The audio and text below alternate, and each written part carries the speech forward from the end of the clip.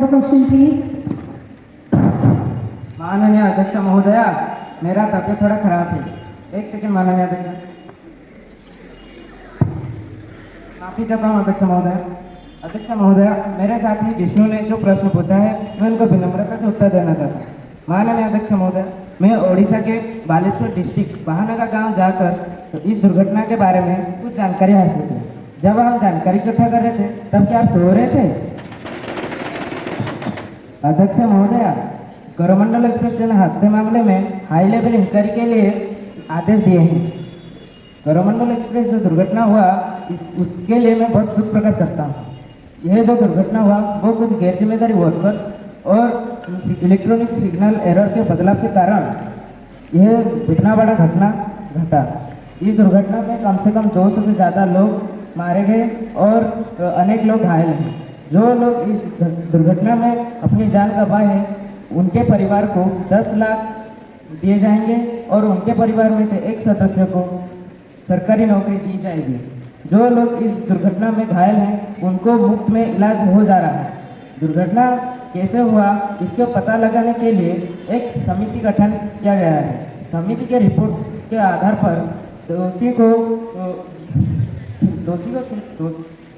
दोषियों के खिलाफ कार्रवाई की जाएगी। Any supplementary?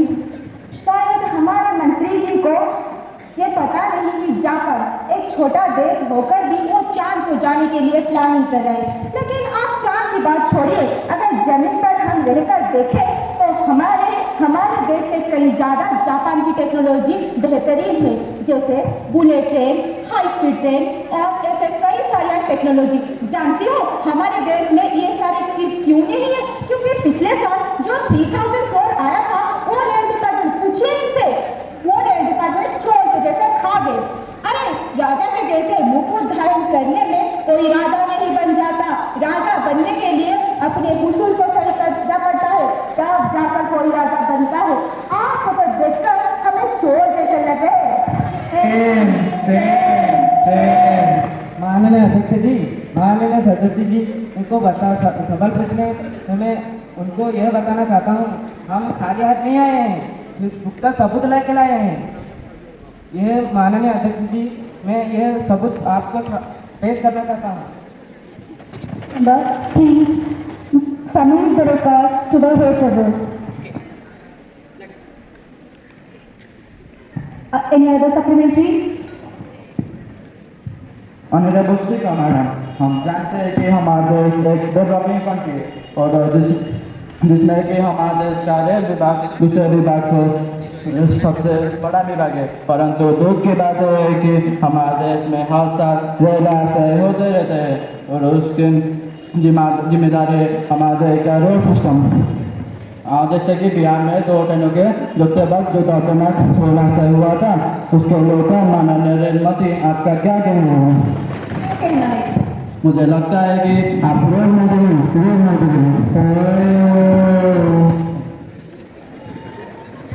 React to the question, please. माननीय अध्यक्ष जी, विभूति जी ने जो बात बताई वो बिल्कुल सही है। इस हादसे के बारे में मैं बहुत दुख प्रकाश करता हूँ। अध्यक्ष जी, यह एक वजह से अमर कुमार राउत की मौत हो गई। यह दुर्घटना रेल कर्मचारी की लापरवाही की वजह से हुआ। इंक्वायरी से पता चलता है कि मोहम्मद सुलेमान ने ट्रेन ड्राइवर को गलती से रॉन्ग सिग्नल दे देते हैं और जिसके वजह से अमर कुमार की मौत हो जाती है। Any other supplementary?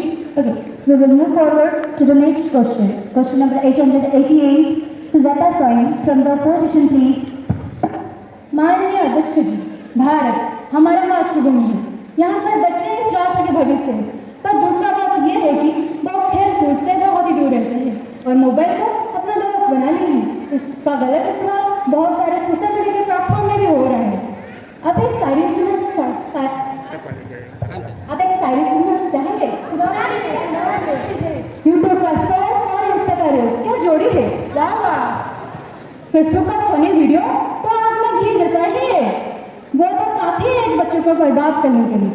आपको क्या पता है सीधा मैडम, इस मोबाइल के कारण भारत के कितने सारे बेटियों की चरित्रों पर प्रश्न आए हैं, इसके जिम्मेदार कौन है? मैं हमारे आदरणीय आईटी मिनिस्टर से ये पूछना चाहूंगी, इसका जवाब वो कैसे देना चाहेंगे? Answer the question please. माननीय अध्यक्ष महोदय, आईटी सेक्टर के मिनिस्टर होने के नाते मैं मेरे आदरणीय सदस्य जी से ये पूछना चाहती हूँ कि पूरी दुनिया की बात छोड़े जनाब, क्या आपके बच्चे फोन नहीं देखते? Same same. इस बात को भी छोड़े, वो तो बच्चे हैं, उनसे गलती हो जाती है। क्या आप एक अभिभावक होने के नाते अपनी जिम्मेदारियां निभा रहे हैं? बच्चों को खेलकूद में शामिल होने की सलाह दे रहे हैं? गवर्नमेंट ने तो पूरी कोशिश करती है कि बच्चों को फ़ोन से दूर रखें। हमने तो ये प्लानिंग कर रहे कि 18 साल से पहले बच्चों की सोशल अकाउंट बैन कर दी जाएगी। ऐसे कई सारी योजना बनाने में हम लगे पड़े। पर आप ये बताएं, सरकार हर घर में जाके ये तो नहीं बोल सकते कि बच्चे समय हो रहा है, चलो खेलने चलते। ये जिम्मेदारियां तो अभिभावक के है ना। अगर अभिभावक ने भी आपके तरह लापरवाह होंगे तो हम क्या करें जनाब? सही है, सही है। आपको ये नहीं लगता कि किसी पे उंगली उठाने से पहले आपको अपनी गलतियां सुधारनी चाहिए?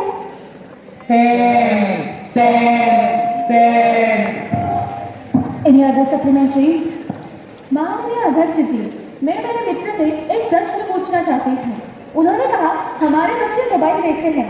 अजी, आपके बच्चे नहीं हैं या फिर वो मोबाइल नहीं देखते हैं? अरे उन्हें छोड़िए, बात तो असली है। आप खुद मोबाइल पे इंस्टाग्राम के रील्स देखना चाहते हैं, इसीलिए तो उनसे मोबाइल छीनते नहीं है। सच बताइए, कहीं बात करनी तो नहीं लग गई? ठीक है, आपने बच्चों की बात कही, मैं बोलती हूँ चाइना की बात। चाइना में भी तो बच्चे हैं, वो भी तो मोबाइल देखते हैं, लेकिन उनकी सरकार आपके जैसे नहीं है। वहाँ पे ना बच्चों के लिए चाइल्ड गाइडलाइंस भी है और उनके द्वारा यूज करा जाने वाले ऐप्स भी हैं। आप आईटी डिपार्टमेंट से हैं, जरा बता सकते हैं इन सब के लिए हमारे देश का आईटी डिपार्टमेंट ने क्या क्या किया है? Get to the question, please.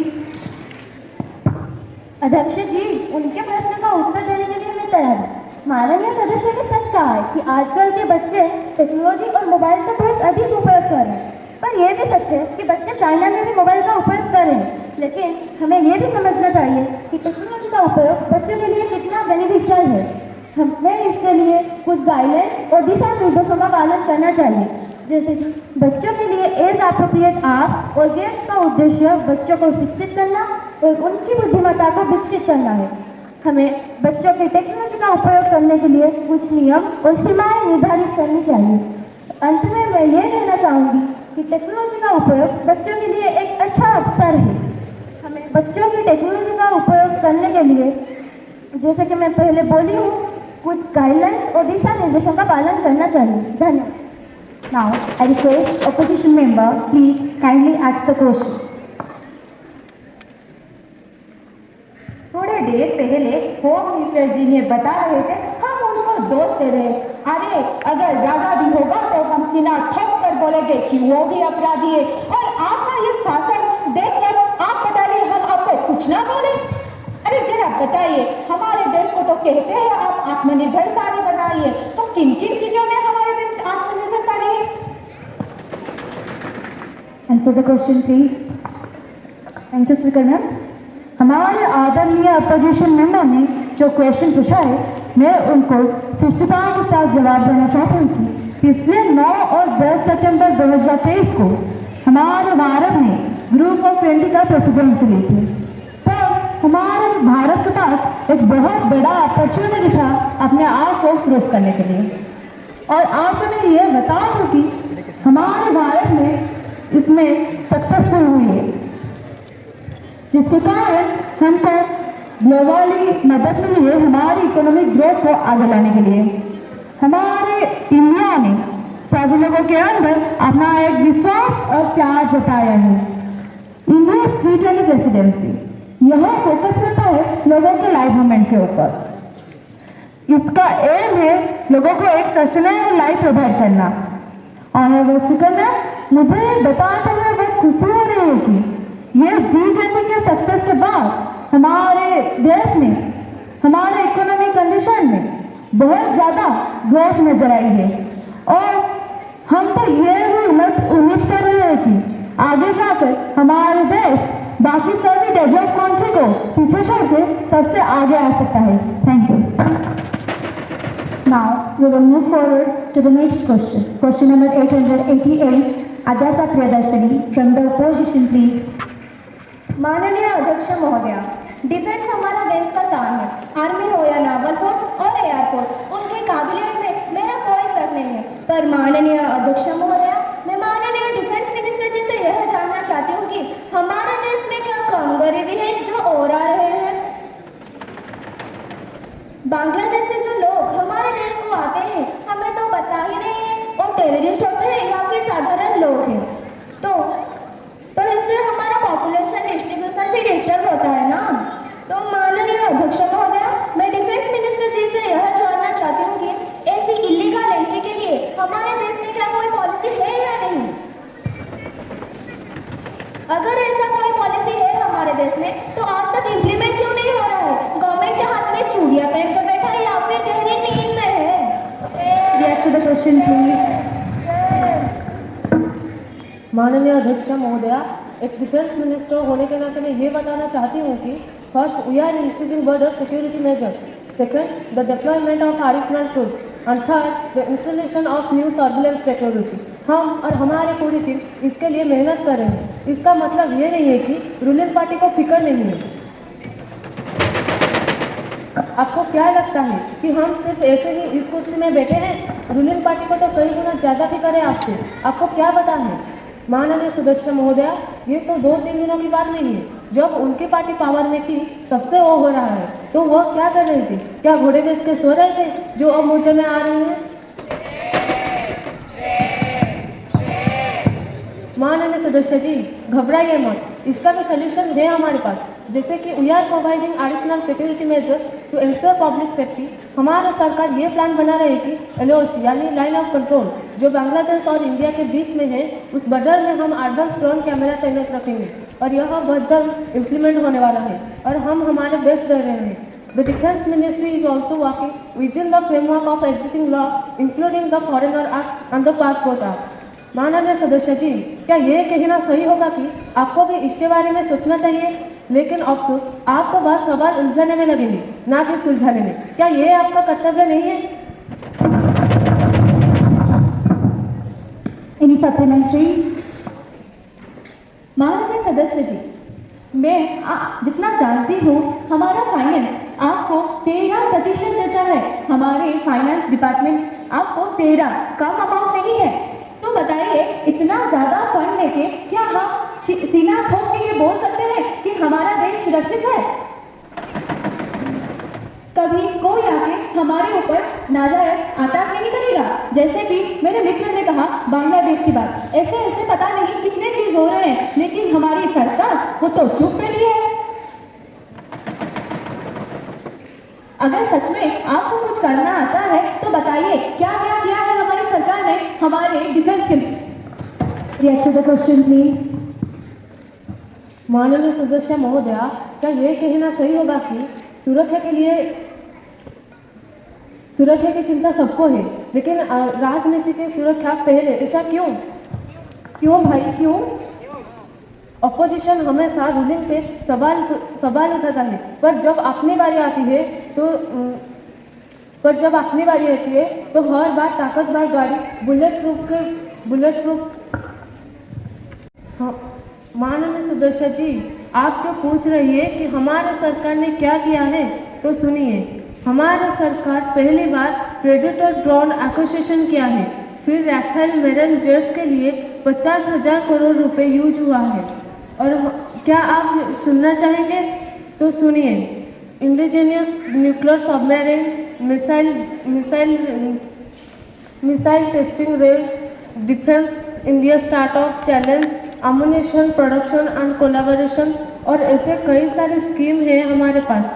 हम आर्मी के लिए न्यू सोल्जर, नावल के लिए वारशिप एंड एयरफोर्स के लिए मॉडर्न एयरलाइन भी इंट्रोड्यूस किए हैं। अगर आपको हमारी काम का कोई जानकारी नहीं है तो आपको पहले जानकारी हासिल कर लेना चाहिए, उसके बाद प्रश्न पूछना चाहिए बहन।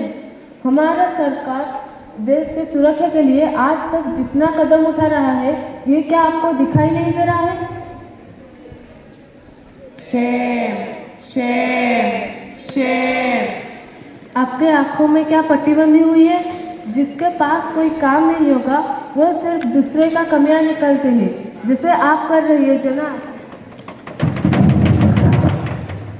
Now we will move forward to the next motion. This is the time to introduce the bill in the House. I request Honorable Home Minister, please introduce the bill in the House.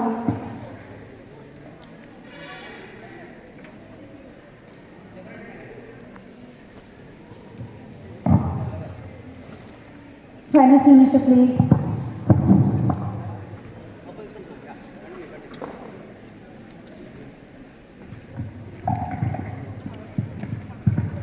माननीय अध्यक्ष महोदय, हम सबको पता है हमारा प्यारा भारत जिसको सोने की चिड़िया कहा जाता है और अर्थनीति का इसमें बहुत बड़ा योगदान है।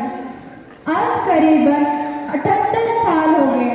78 साल हो गए हम ऊंचाई के उस पहलू पे खड़े हैं जहां आज कोई और देश खड़े होती, लेकिन स्वाधीनता के इतने समय बाद भी हमारी सरकार क्या कर रही है?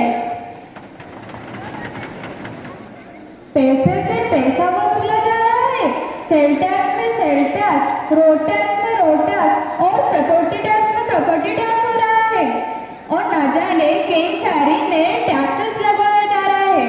तो मैं माननीय सदस्य जी से ये पूछना चाहती हूँ कि आप क्या आखिरी में इंसानों के सांसों में भी टैक्सेस लगवा देंगे?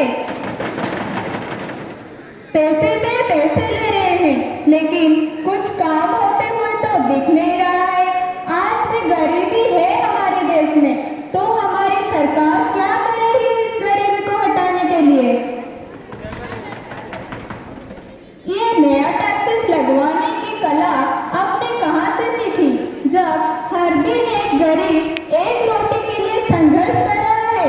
आप लोग हर महीने नए वसूली करने की अभियान शुरू कर देते हैं, क्यों बहन? Follow the question, please. Thank you honourable speaker madam. माननीय सदस्य जी, पहले तो आप ये बात गांठ बांध लीजिए कि हमारी सरकार विकासवाद को फर्स्ट प्रायोरिटी देती है, ना कि वोट बैंकवाद को। इन 77 सालों से जो कुर्सी पे बैठे आ रहे हैं वो लोग जनता का पैसा सिर्फ नारे और वादों में ही बहा दिए, लेकिन हमारी सरकार जनता की भलाई के लिए और देश के विकास के लिए भी टैक्सेस ले रहे हैं। देश को अगर आत्मनिर्भरशील बनाना है तो उसके लिए काफ़ी मात्रा में इंफ्रास्ट्रक्चर और रिसोर्सेज की ज़रूरत है। फॉर एग्जाम्पल, आप लोग जिस सड़क से स्टाइल मार के चल के आ रहे हैं, जिस कार्यालय में मज़े से बैठे हैं, ये पुल, बिजली, पानी, इन सब के विकास के लिए तो टैक्सेस लिया जा रहा है। और माननीय अध्यक्ष महोदय, अगर इन्हें टैक्सेस से इतनी ही परेशानी है तो उन्हें ये भी समझना चाहिए कि ये टैक्सेस उनके बनाए हुए गड्ढों को भरने के लिए और गरीबों की मदद के लिए ही दी जा रही है। जैसे कि प्रधानमंत्री आवास योजना, उज्ज्वल योजना, हर घर जल योजना का कदम उठाए हैं। कल्याण योजना जैसे आयुष्मान भारत, मनरेगा अर्थात Mahatma Gandhi national rural employment guarantee act 2005, ऋण भुगतान जैसे बढ़ते हुए कर्ज को चुकाना, शिक्षा और स्वास्थ्य सेवाओं के सुधार के लिए, कृषि और उद्योग के विकास के लिए अनुदान, और तो और रक्षा और सुरक्षा के लिए एवं शहरी विकास के लिए भी टैक्सेस लगाए गए। ये सब जनता के भलाई के लिए तो है, जिसे आप लोग मुफ्त समझकर यूज कर रहे हैं। महाशय, हमें आजकल ये महसूस हो रही है कि आपकी राजनीति की गड्डी शायद रिवर्स गियर में चल रही है। इसीलिए तो पहले खोखले नारे चलते थे और अब आलोचना सभा चला रहे हैं। Any other supplementary? माननीय अध्यक्ष जी, मेरे मन में एक प्रश्न है, क्या ये सरकार बहादुर हमें कच्चा खाना खाने का बात बताता है। मैं कहती हूँ अगर अभी ये सब्जी में कच्चा खा जाऊँ तो अरे खाइए खाइए, कभी कभी कच्चा खाना भी अच्छा होता है। इससे हमारे फ्यूचर जनरेशन के लिए फूल भी बचाएगा और एनवायरनमेंट भी अच्छा। आप जरा बैठिए, पहले बैठिए। अरे बैठिए, आपके घुटनों में ना दर्द शुरू हो जाएंगे। उम्र जो बढ़ती जा रही है आपकी, पता है हम सब जानते हैं 4 बार एलपीजी का दाम बढ़ा है, अभी 1100 है। बताइए एक गरीब मजदूर इंसान कैसे खरीदेगा उसको। और जीएसटी के नाम पे जो ऋषभ पंत जी के साथ हुआ वो क्या मजाक नहीं था।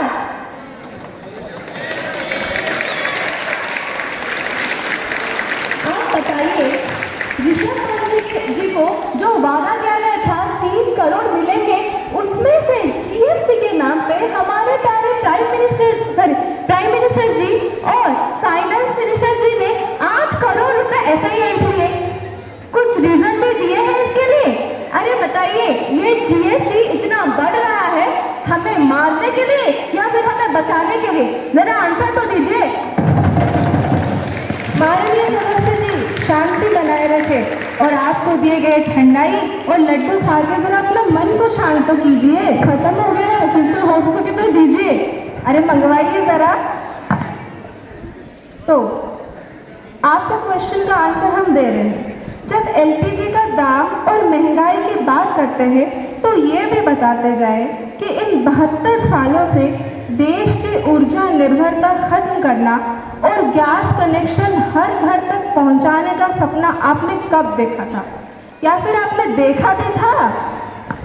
हमने सब कुछ सपना देखा था, किया था, आप तो बस इसे आगे बढ़ा रहे हैं।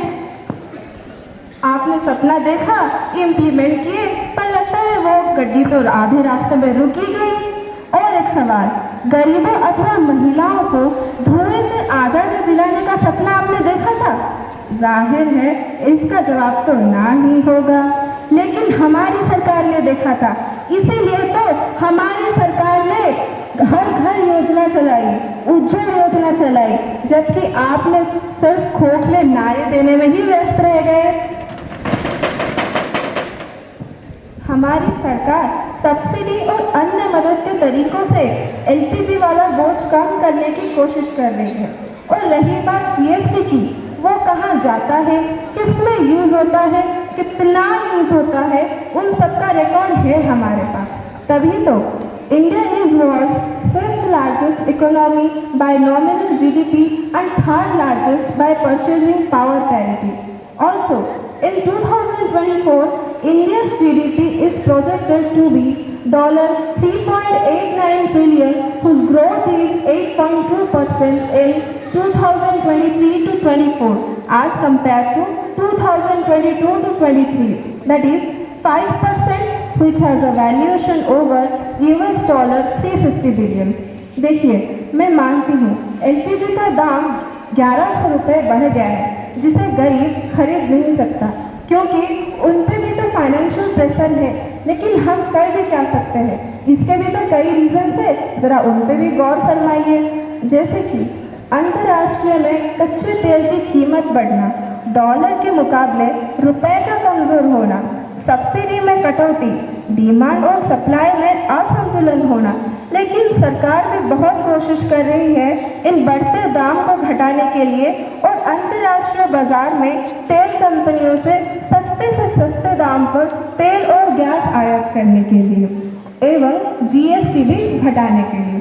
और रही बात ऋषभ पंत जी की, तो 8 करोड़ टैक्सेस लगाने के पीछे का कारण उनके income sources, brand endorsement, investment और कैपिटल गेन्स, लग्जरी एक्सपेंडिचर, इसी के वजह से ही तो उन पे टैक्सेस लगाए गए।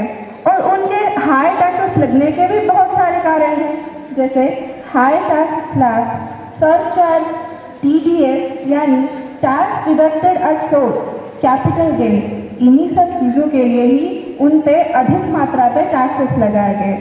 तो अगर वो चाहते तो एक एक्सपर्टाइज सीए की मदद से उनके प्रॉपर फाइनेंशियल प्लानिंग करके वो 8 करोड़ टैक्स का जीएसटी घटा सकते हैं।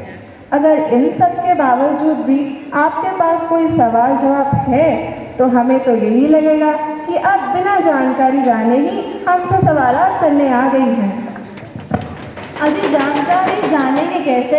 लगता है प्राइम मिनिस्टर जी ने सभी मंत्री को एक ही बात सिखाई है, कोई कुछ पूछे बस बोल देना, प्रूफ है, रिकॉर्ड है। मोहतरमा सच में है बस खोखले डायलॉग बाजी चल रहा है? जरा ये भी बताइए।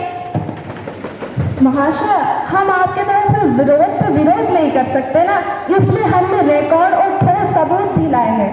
अगर आप इन्हीं बातों से हमें टॉन्ट मार सकती है तो हम भी आपको ये कह सकते हैं कि अगर टैक्सेस का रेट बढ़ गया तो गला फाड़ के चिल्लाओ, अगर टैक्सेस का रेट बढ़ गया तो गला फाड़ के चिल्लाओ, और मुफ्त का ईंधन या चावल मिल जाए तो कुंभकर्ण नींद सो जाए। ये क्या बात हुई मोहतरमा? मोहतरमा मुफ्त मिलता कहाँ है? मिलता है, बस आपको पता नहीं है। We will move forward to the next question. So, question number 780, Amrita Das from the opposition, please. Thank you माननीय अध्यक्ष जी। माननीय अध्यक्ष महोदय, मैं आपके माध्यम से माननीय श्रम और रोजगार मिनिस्टर से पूछना चाहती हूँ और जानना भी चाहती हूँ, सिर्फ मैं नहीं हमारे देश की जनता भी जानना चाहते हैं। हम जैसे जानते हैं हम उस देश के नागरिक हैं जिस देश को सोने की चिड़िया बोला जाता है। आज सोने की बात छोड़िए, अगर हम देखें तो साधारण जनता को 2 वक्त रोटी नसीब में नहीं होती है।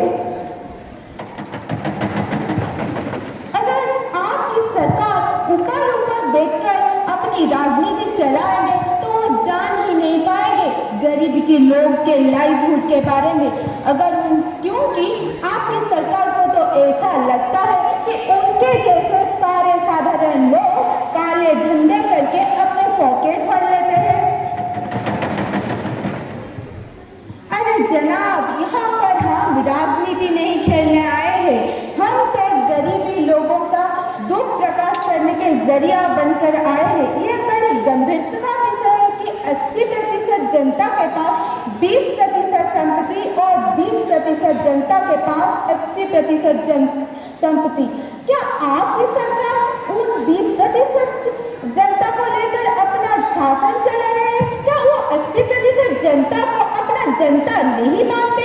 क्या आपके पास कोई जवाब है? सही है। React to the question, please. Thank you, Speaker Madam. Thank you, my opposition party member. I am very glad to listen your question. So, अगर मैं आपको बताऊं तो हमारे सरकार ने ऐसी कई सारे रिसोर्सेज की इंतजाम की है पॉवर्टी को डिक्लेरेशन करने के लिए। जैसे कि मैं बताऊं तो अर्बन शहर के युवाओं के लिए अर्बन सेल्फ एम्प्लॉयमेंट और अर्बन वेल्थ एम्प्लॉयमेंट प्रोग्राम बनाए हैं और रूरल पीपल के लिए Mahatma Gandhi national rural employment guarantee act बनाए हैं। Any supplementary?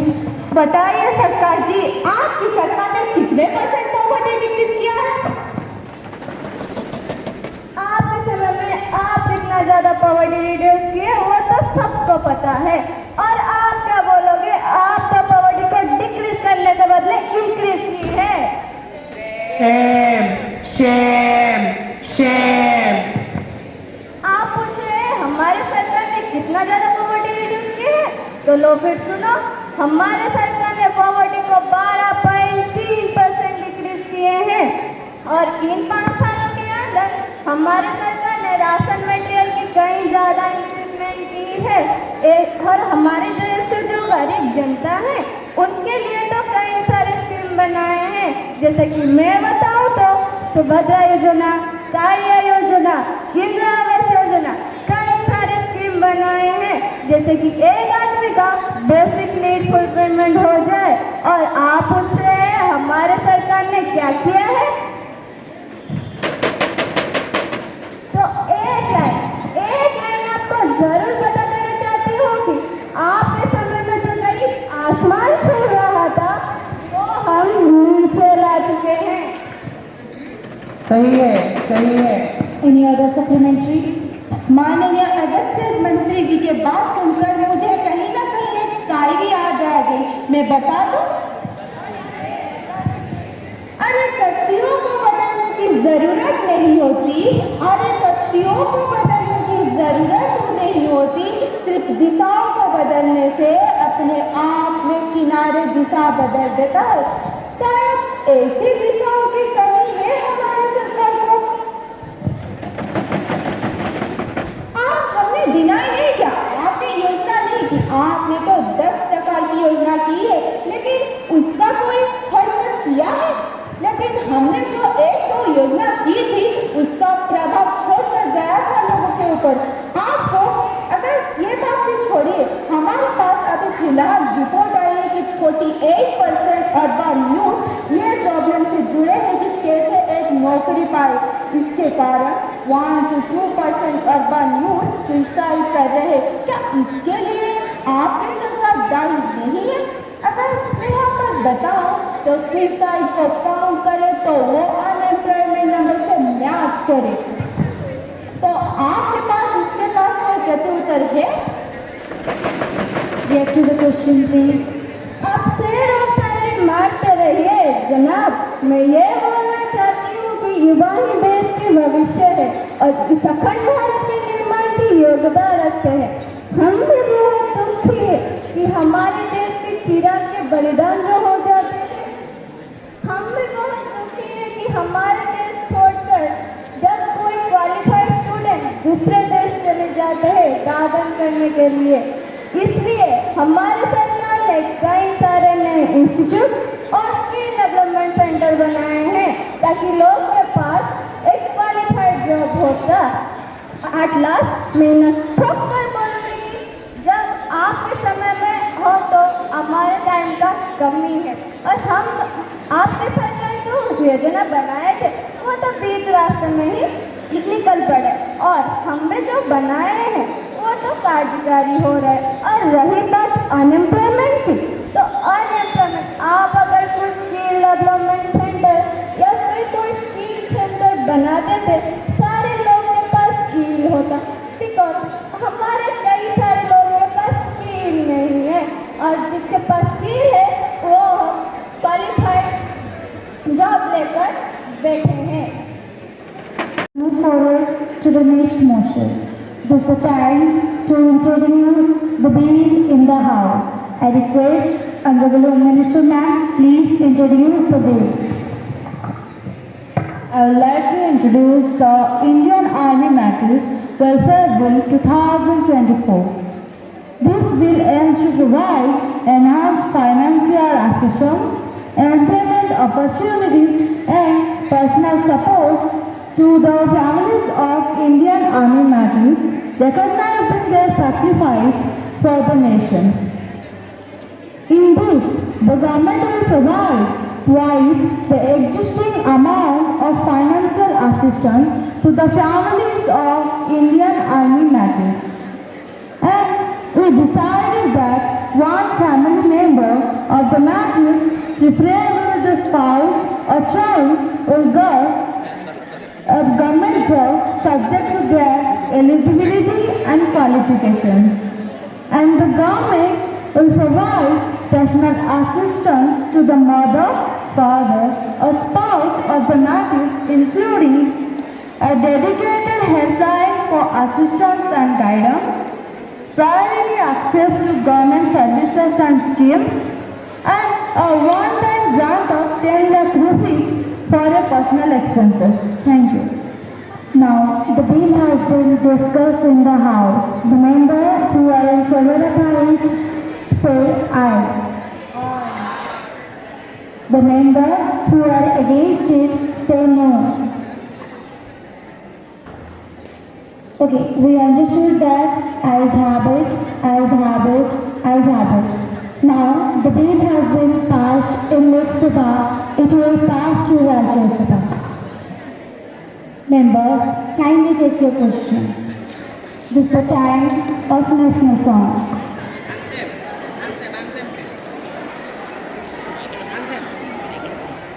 So all of us will stand our respective places. This will be the national anthem as the aid of this mock parliament. So at a time, all of us will sing it.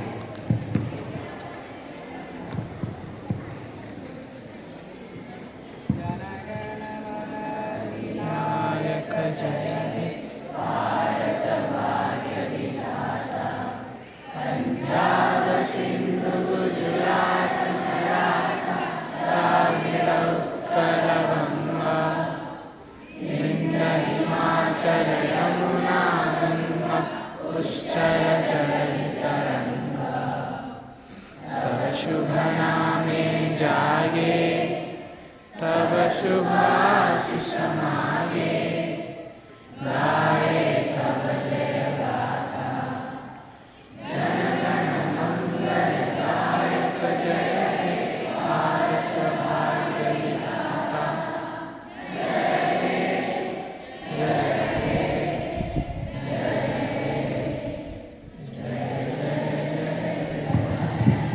Bharat माता की